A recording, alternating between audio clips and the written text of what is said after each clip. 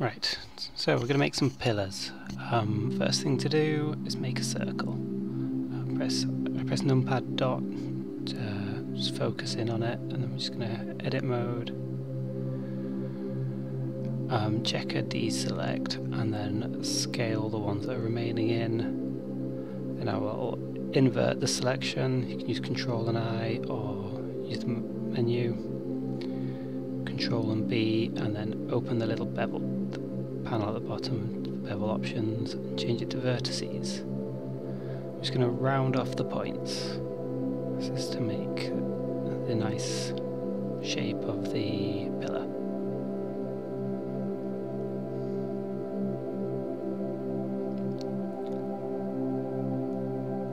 What I'm going to do is I fill, and I will poke the faces. Not necessary, but it's just how I like to work.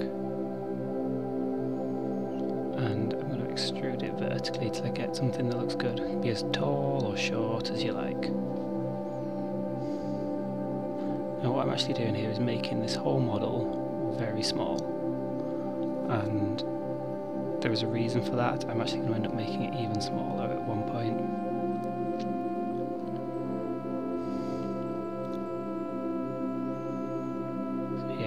So shade smooth and auto smooth, it makes it look nice in the viewport. I'm going to go into sculpt mode. If it doesn't sculpt right, that's probably because your normals are the wrong way. I know mine are. So turn face orientation. If it's all red, it means the normals are pointing the wrong way. So go into edit mode, mesh, and then you can recalculate the outside. You want it looking blue like that.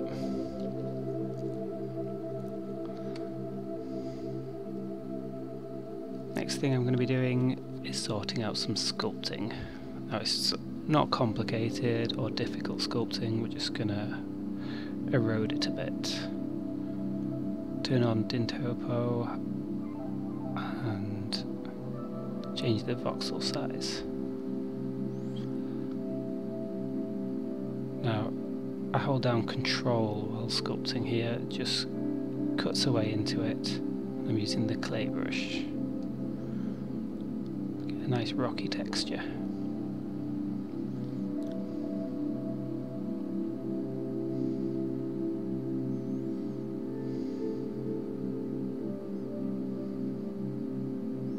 Just doing it using the default brushes, just for ease, and then you know that you've got them all.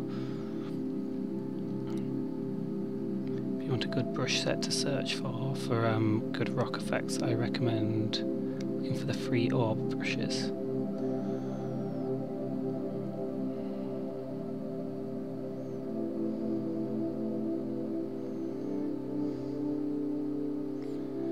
Yeah, that's the majority of it. I'm just gonna keep playing with the sculpting, keep eroding it, wearing it down a little bit at a time, smoothing it off.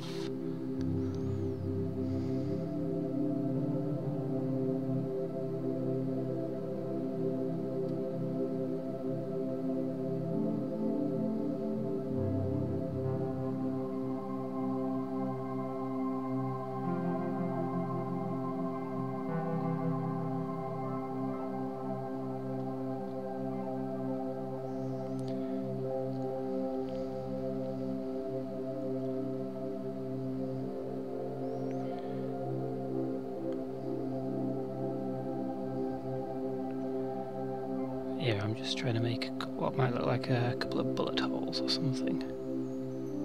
If you're going for a fantasy setting, you probably don't want these, but it was just to show you how you might do it.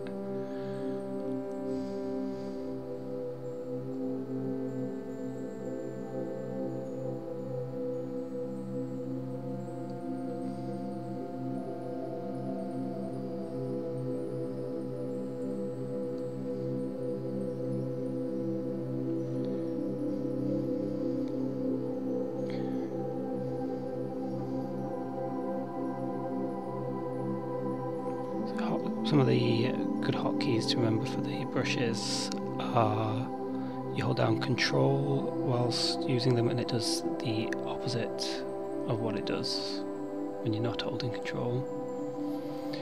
The other ones are the brush size hotkeys, which are the same as in Photoshop if you're used to that. They're the kind of big brackets, the square bracket keys.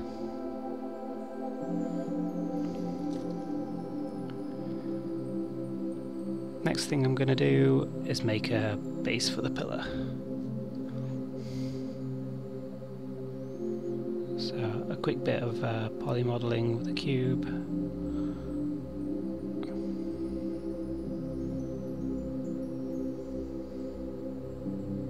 Just make this approximately the size you want it.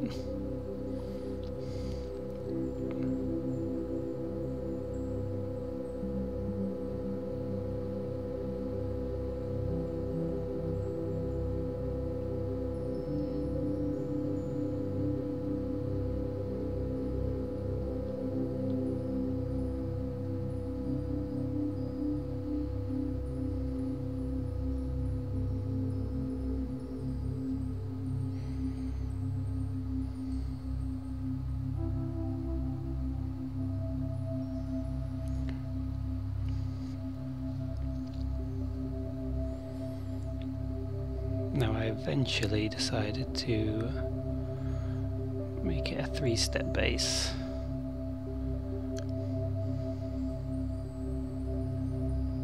Now you may have noticed I selected an option in the extrude panel there, and that's just extrude along normals. It makes I just find it makes it easiest to work with.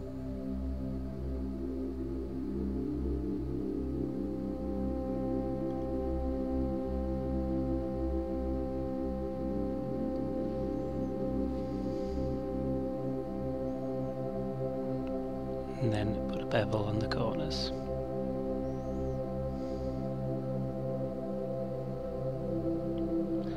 And once I've done this, I'm going to do a bit of sculpting again, just to erode this a bit as well, just make it all look nice.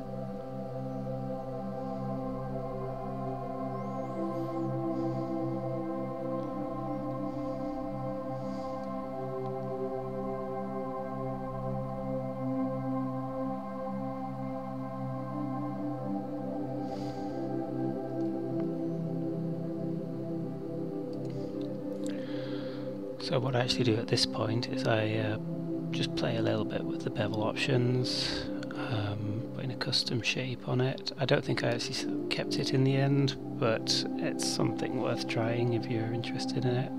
I was thinking of giving it a little lip at the top.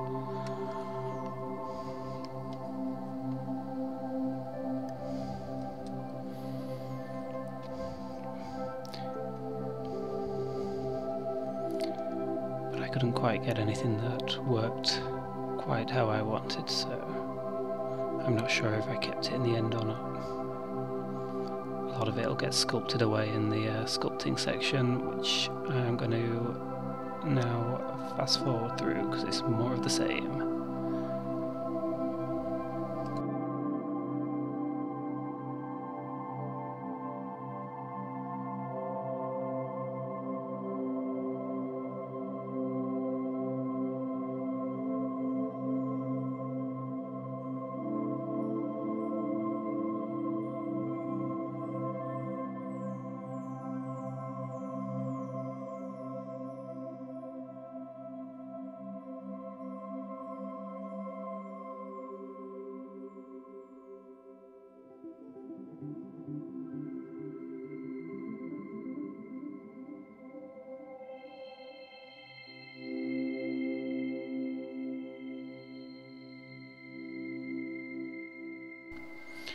And there we go. And once we've got the base looking how we want, what I do is boolean the two parts together, just make one complete mesh.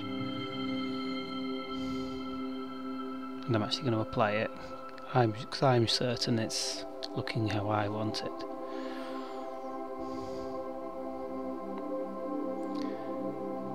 And now what I'm going to do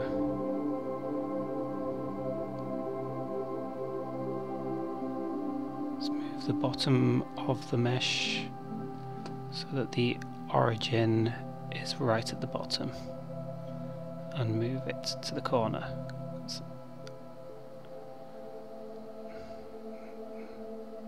That's where I need the 3D cursor and the origin of the model.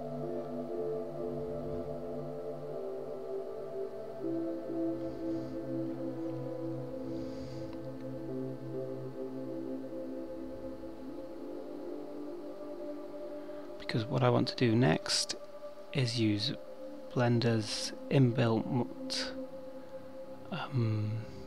vine making tool. So get the origin of the corner, scale the model down really small. I've gone for like 0.1 or something, I think. Enable the ivy generator in the options, and then add ivy. Now the reason I make it very small is because then you can make smaller changes to the default values and keep it all looking decent within a sort of range. So make very small incremental changes to settings, play with them until you get something that you feel looks good. And this can be used on any of my previous tutorials, any model you like, just to add a extra bit of texture to it.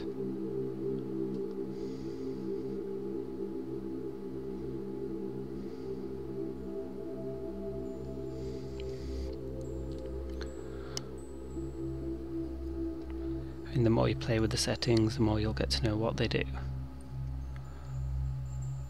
And ideally you don't want much floating in the branches, but say a little bit might not hurt. It hasn't for mine anyway. And I have printed one and it looks better than you might expect.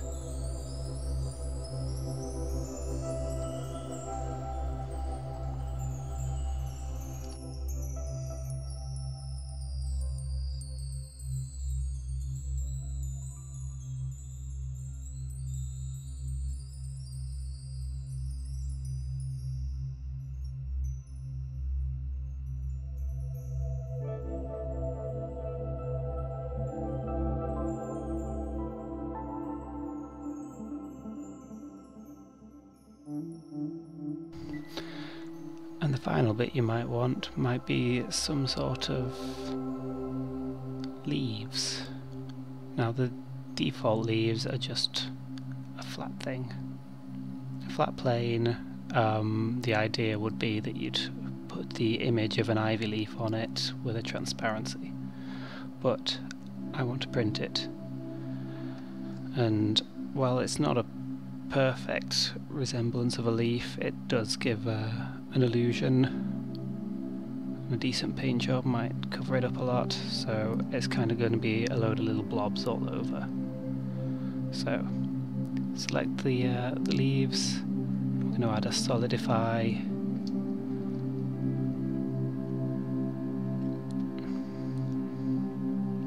That turns it all into lots of little flattish squares, and then a subsurface.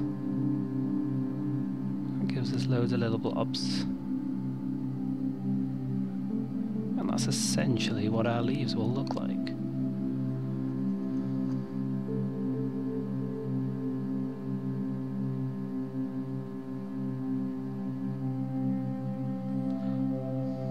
And finally, I will add a remesh with a very small value, because we're still operating on a very small model here.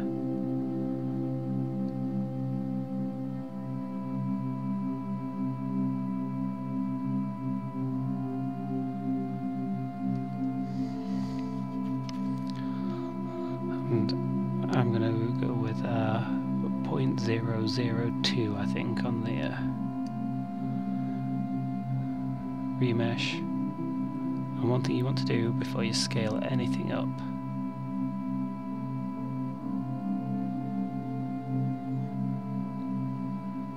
is apply the modifiers.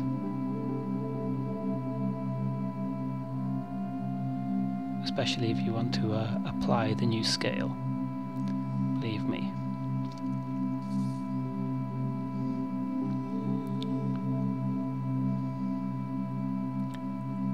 One thing I may have missed mentioning is with the branches of the ivy, as it starts off with a curve, you'll want to select it and go to Object, I think, and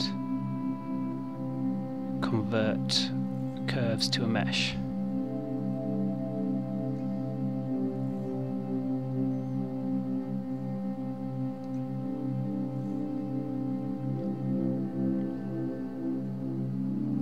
And that's it. Enjoy.